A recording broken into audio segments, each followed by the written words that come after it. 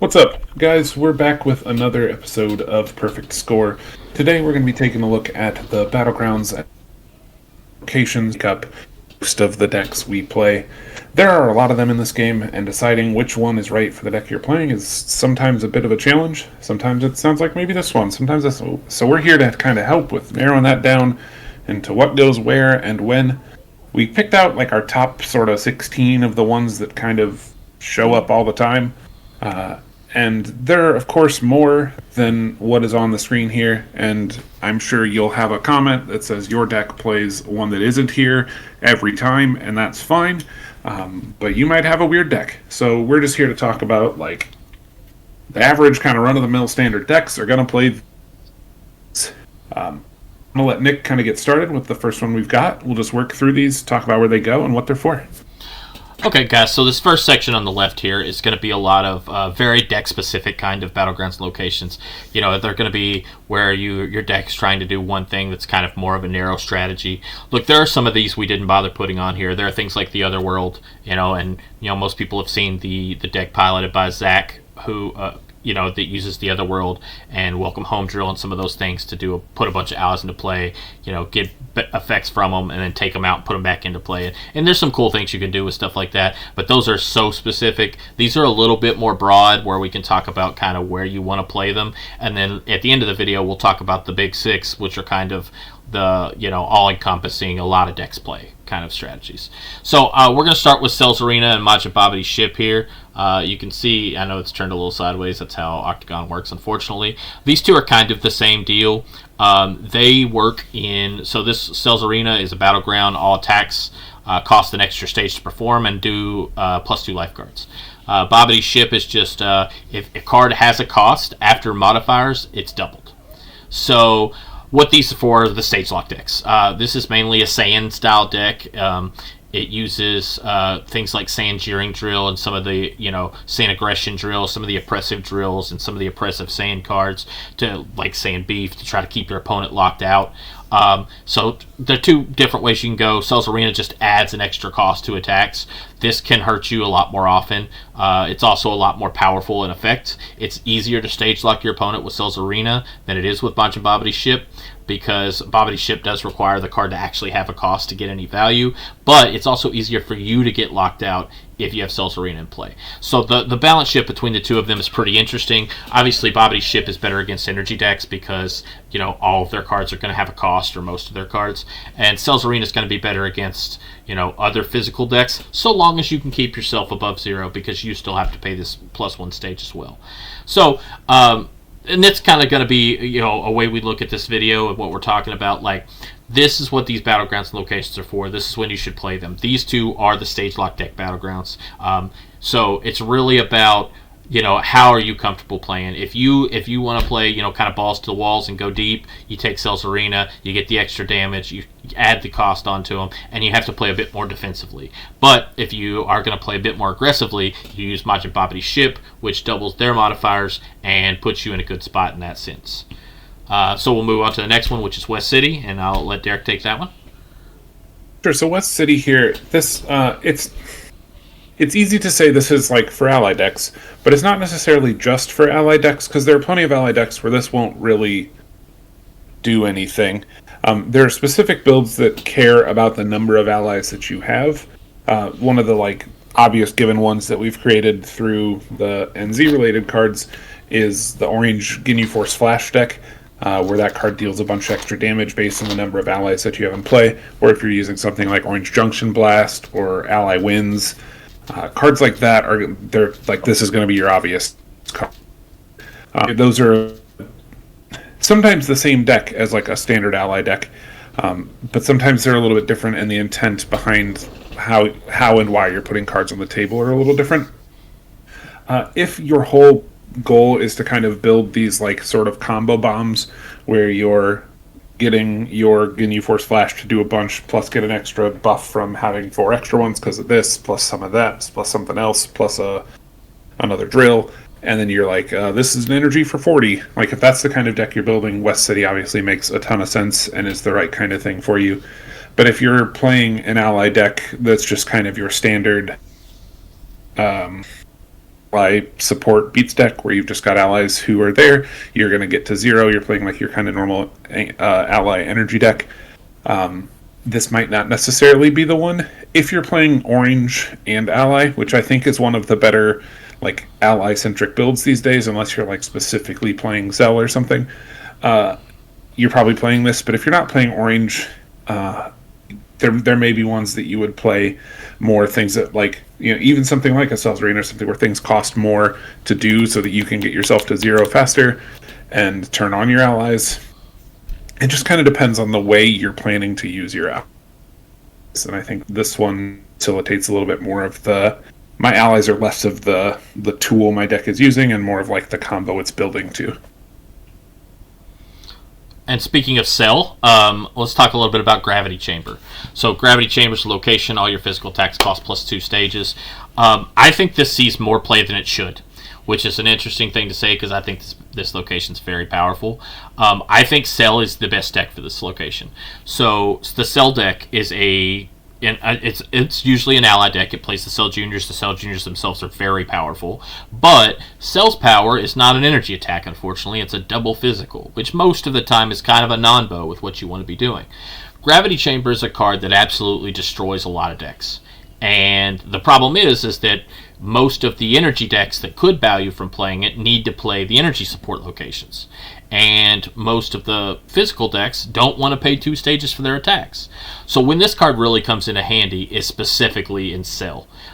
Cell being able to use his power twice to lose 4 stages to get himself down low enough to throw all those Cell Junior attacks is really strong. So not only are you on the offensive where you're getting yourself lower so that you can throw more attacks, but you're also on the defensive in that physical decks are going to have to be a lot more careful with how they're attacking you.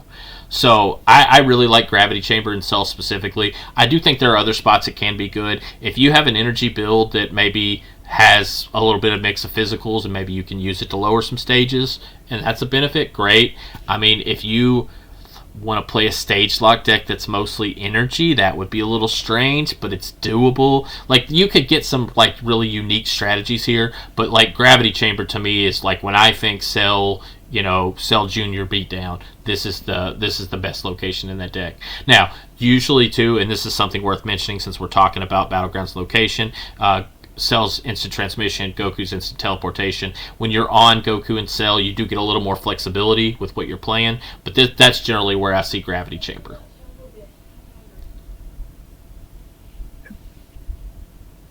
Winter Countryside, I mean, this tale as old as time. This one's been around forever and has always been a topic of, use in decks. When you have a little bit of when you're trying to slow down a MPPV strategy or whatever. The thing is, though, it's not just like a blanket, you should put this in if you're afraid of MPPV, because if you're a straight beatdown deck or something like that, there are often locations or battlegrounds that would more of like a benefit to you. And sometimes you're just like, your attacks will handle anger or things like that too. Where I think Winter Countryside makes more sense is if you're trying to go slow with your deck already. If you're more of a control deck or a ball deck or something that's not just like pushing the gas and trying to outpunch the MPPV deck. This card makes a ton of sense in those builds. If you're leaning more into being a little more on the aggressive, I think there's things that you can take a lot better advantage of that will get you keep going. And especially with like the newest card that we just made, I think that this card sees a lot less play in decks that would be trying to push victory of their own actively as opposed to passively. This card feels, for as control-y as it is on the MPPV deck, I think it fits best into a deck that is also just trying to control the game overall and play nice and slow and kind of turtle up and keep itself in the game as long as possible to get to its win con. Yeah, Countryside certainly wants to protect its drills and things like that, preventing you from leveling up, sometimes just as good as preventing your opponent. Okay, so next up we got Dying Planet. Dying Planet, whenever a non-Dragon Ball code goes to the discard, it's RFG'd instead. So this one actually I think is underplayed. I think that discard piles right now in the current meta and the current game are more used than ever with Transform and with some of the various effects like that. Like, there's a lot of discard pile shenanigans going on. Dying Planet does a good job of preventing those. Dying Planet also just ties into certain MPs. Obviously, like, Pui Pui is a big one, his power being, focus physical that cares about RFG cards. Tap Car, for his Tap Car on the move card. Some of those kind of effects. Torby is another one who, we're hoping with NZ9 we'll start to see some more play. But all of these personalities that care about empty discards and stuff like that, Dying Planet's a good choice in that deck. I actually personally have been playing Dying Planet as my stage lock battleground because I think Dying Planet is just strong. So if you're playing a deck that does not care about its own discard pile, you should at least consider playing Dying Planet. Because it's so free if you don't have the transform cards and all the stuff, all the discard pile stuff, because so many decks do. So what really with Dying Planet, what you're looking for is, if this doesn't hurt me at all, it's probably pretty strong because it hurts most decks. So, I think there's a lot of things you can do with Dying Planet, but the big ones are obviously the Torby and the Pui Pui and Tap Car and some of those effects. I think Dying Planet as well is very underplayed. Demon Realm, this one here, personalities can't use personality powers to perform attacks. This is one of the newest cards on this list, and therefore has seen the least, use in decks of anything I think we've talked about so far. But I think it still has plenty of strong homes. There are a ton of decks that will use a MP that has like constant combat powers as most of what it does. And in that case, like it's one of the most like one-sided effects you can have in one of these locations. For example, we're playing like a side event kind of thing right now where we have some different decks we built, and I built a Frieza deck, and I found that I really enjoy this location with that deck where my whole stack is just constant combat powers that like modify the damage my deck is doing, or remove some cards in play if I take damage, whatever. If you're playing, even something like Bardock or something where you're just like, every level I have is just a constant combat power that shows me their hand and I get to do something, whatever. This kind of thing makes a lot of sense here because you can just turn off a huge number of things your opponent could do. This card makes sense in Sensei decks and stuff too, where you bring it in against a deck that you're sure is going to be an ally deck. There are other things that you can play in that same kind of spot, where like allies can't take control of combat or whatever. Like, there's different ways you can mitigate that. But if your opponent's playing an MP that's got attacks of their own, a lot of really strong MPs in this game are strong because their MP powers, not constant combat powers, but their powers specifically that perform attacks and stuff, are so good. Part of the thing that makes them as good as they are. This can really turn that off. You can turn off like a huge chunk of a Boo stack, and we know that Boo has a ton of incredible levels with attacks on it. Overall, I think this card is great if you're not concerned about the impact it will have on your own powers specifically. Plenty of interesting decks use constant combat powers as the core MP gimmick, and I think this fits right in those decks. Quietly, Demon Realm has also become the best anti-ally location because, generally speaking, people are playing allies so they can perform their attacks. So, something worth considering as well. Okay, next up we got Goku's house and Majin Buu's new house. I'm going to kind of talk about these at the same time because I do think they're mostly same type of deck. Kind of roll back into Winter Countryside a little bit, but basically these are going to be control-ish shell cards. Goku's house shuffles in combat cards. Majin Buu's new house makes people play with their hands face up. So as for when you would go with each one, I mean, I think Goku's house is one of those that you're going to know the decks you want that. Your deck's going to be full of combat cards. You're probably on, multiple spheres. You're probably on, the full stack of Confros and Stare Downs and maybe even something like, Vegeta's Lunge and some effects like that. Like, you are very, very combat heavy. Boo's new house, it's obviously a pretty control-ish deck, but it's also going to be a deck where maybe you only got 1 or 2 blocks a turn. I know most people are on Countryside and Roshi. I actually like Boo's House and Roshi quite a bit as well. I like to play like a 1-1 split because if you can see everything your opponent's got coming for you, it's really easy to determine when to use your Blue Cell Saga Mastery to stop attacks and things like that. So I just think that the value you get from something like Majin Buu's New House is pretty strong in those decks. You can also play it in a Dragon's Victory Shell or anything like that where you need to kind of be able to see if the coast is clear. I think Boo's House is a little bit overplayed. I think Goku's House is a little bit overplayed. I don't think they're necessarily great choices. I think that most of the time those decks do better just playing Winter Countryside, but they are options that you have if you choose to go that route. Tree of Might. Tree of Might. So there's the obvious one that's going to come first if you're familiar with any of the NZ meta, which is going to be Turles using the new Crusher Core ally that we created for him. At the start of your turn, if Tree of Might is not in play, you're going to go get a Tree of Might, put it into play, and then that will, and typically for most Turles builds, will just be used to have a dev, and then pushing for +7 on every attack that you perform. That's a huge amount of damage. But if you get outside of Turles's just like gimmick of getting to get Tree of Might for mostly free, there's still plenty of decks where this makes sense. Now, if every attack does +2 stages, that's cool. It's something that you have to worry about when your opponent punches you back too, though. You're going to take a little bit of damage off of it also. But the big thing it does is that when entering combat, each player gets to search their deck for a freestyle drill and place it into play. That can obviously be hugely detrimental to you too when your opponent goes and grabs a strong drill of their own. We know that the freestyle drills that exist in the game that see any play are all incredibly strong. So it's tough when you're giving your opponent one of those, but Tree of Might makes a ton of sense when your deck is incredibly reliant on some kind of specific drill for pushing along your strategy. It's used, to great effect in sword decks, going to get Gohan's swordplay drill to make all your attacks, your sword attacks secondary instead of if successful.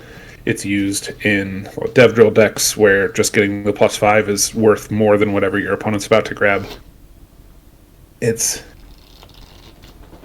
are plenty of decks where letting your opponent go get a 2 worse whatever you would have grabbed off of this.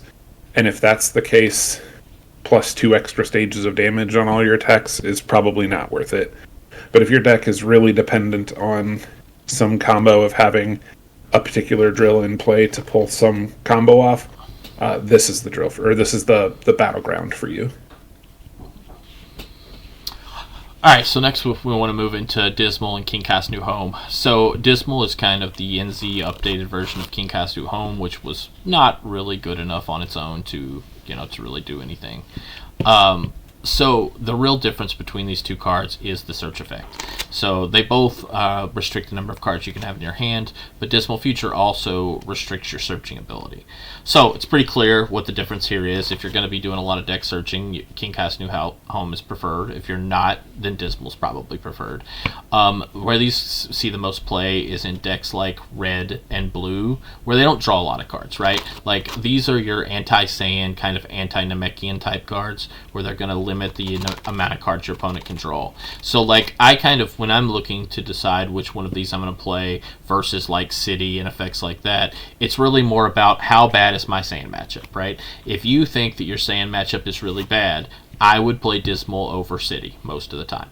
I would play these kind of locations over these two because you can't afford to just, if you can't beat the 6-card, 7-card Saiyan hands, you have to play Dismal. That way you'll have an answer for Saiyan every time. If you're good into those decks, if you're playing a black discard themed deck, like you're probably going to want Dismal over City, because your black deck's probably got drills in it and things like that. So Dismal is about restricting the amount of cards that each player can have. So generally you want to play this in a deck where you're already restricted via not having any card draw or being a style that doesn't have that kind of support, or otherwise if you do have that kind of support, like if you're in Namekian and you're going to draw a bunch of cards, then you're never going to run this, so you're always going to be looking for something else.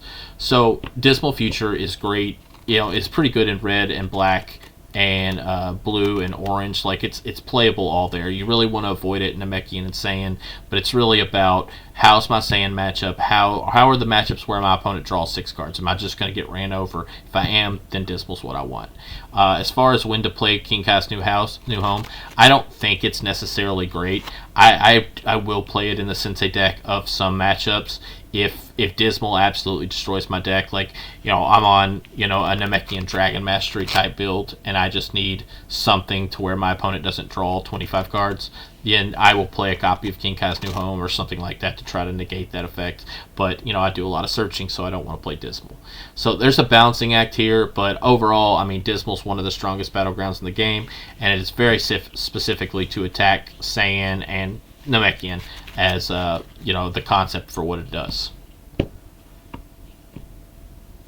Up next, we've got Lonely Canyon and Majin Goma's Arena, both new NZ cards as well. They're both in there. We're going to kind of group these together because they're both kind of like the energy deck locations, but I think they're for very different things. So I want to take a second to kind of break down where each one would go. So Lonely Canyon, energy attacks cost 2 less stages of damage to 2 less stages to perform. Obviously, that's amazing. You can get, even if you're at 0, you can still throw most of your energy attacks. It lets your energy deck stay in the game much more than you previously would have been able to. We were talking a little bit about Gravity Chamber earlier, and one of the things with Gravity Chamber before used to be that physical attacks cost +2 to perform, and you would kind of play that to make it more likely that your energy deck would get to successfully do energies because your opponent would have a harder time of playing physicals or whatever. But for me, Lonely Canyon kind of takes the place that Gravity Chamber would have been in most of the instances now, because as opposed to trying to hope my opponent's attacks cost enough that they can't do them, I would rather just know that I can always just do mine. It's just safer and easier to pull off having my energies be free than trying to make my opponent do less damage to me. Goma's Arena, on the other hand, gives each player a free energy, well, not a free, but an extra energy attack every turn. Free in the sense that it's not a card from hand, but it gives you 1 extra energy attack per combat. Now, if you're an energy, Only Canyon's going to, because it costs less damage, you're going to throw more attacks, that's cool. Getting 1 more attack is something you want to do with your energy beats deck, but if getting an extra attack in is all that's important to you, Lonely Canyon's going to make the most sense because they're free. Where Goma's Arena shines is if you're playing like an ally deck, it gives you 1 more chance to reduce yourself to 0. It gives you another chance where you've got your table full of allies, or even if you're on blue with key build up move or whatever, the non-combat that performs an energy attack, stuff like that, where you've got additional that perform attacks too, and you're just sort of maximizing the number of attacks that you can perform. And one of the easiest ways to do that is to get yourself to 0. Your MP has to perform this attack, which means you can't use the stages on an ally to pay for it. Your MP has to do it, which helps push you further to 0 and turn on that whole suite of extra attacks that you get. Both of them are kind of the same concept of I want to do more energy attacks, but they are for very different reasons and very different decks. Okay, so the last set we want to talk about here today is City in Turmoil and Home for Infinite Losers. Now, one thing worth noting here is that Home for Infinite Losers has not officially released yet. So this is something that we have just finished playtesting, and it is in the newest set, which will drop on Christmas.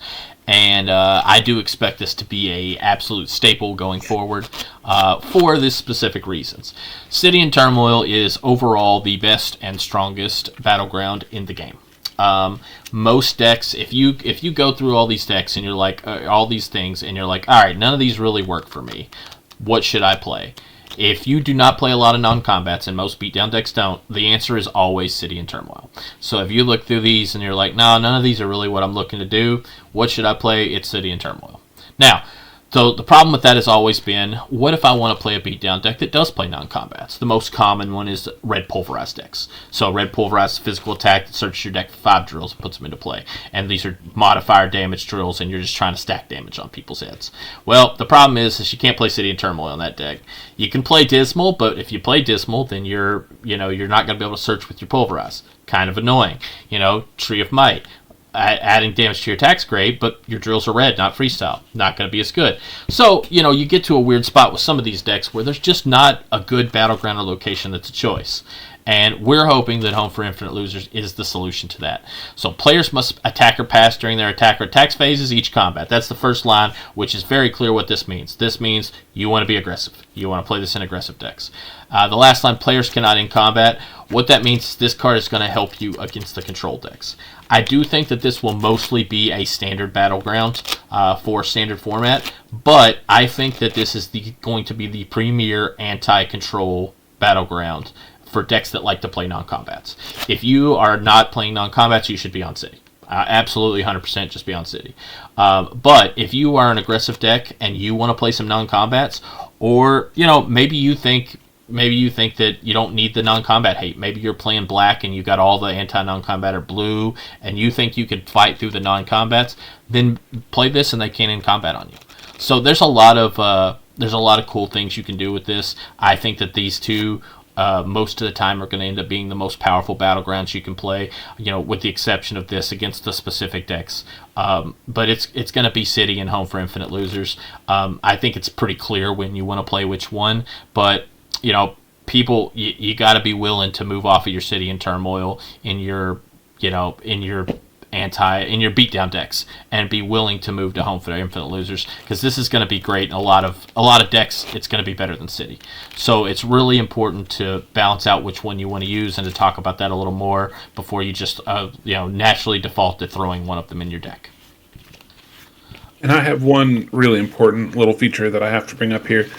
Nick's this Octagon here is privy to a little bit of information that the average person doesn't get. He is part of the playtest team and helps us test through these various cards and stuff. The version he has displayed here is listed as a battleground. This is actually a location, which does make it a little bit easier to search. It protects it in a little bit different ways than battlegrounds do. So it just says to City's a battleground and can get landed painted or whatever, where now like Home for Infinite Losers is easier to Nimbus Cloud 2 or something like that, and so you just open up some different avenues with that as well. So just keep in mind this when this is printed, and the version that I think was spoiled to get to you guys already also was already as a location, but this one when we first started testing this card, it was as a battleground. And so this test copy that he still has in Discord, God, I keep saying that, in Octagon, because the official patch for the set doesn't release till Christmas, is still slightly off from where the finalized image ended up. All that does, ladies and gentlemen, is make this even stronger, because the control decks, the two biggest ways that control decks can answer your anti-battleground or location is usually to play Winter, or to play blanking on the card name. Land of Pain. Land and Pain. And this card cannot be Land and Pain. If it is a location, that's very nice. I've forgotten the change was made to make it a location, which is great. I think that this is going to take the place of City in a lot of decks, and it's a really strong card, guys. So you definitely need to be trying it. Okay, so the last thing I want to go over is not a battleground or location. It is a generic card from an NC set, earlier NC set. I think it's from the first NC set, actually. It's called Black Planet Destruction.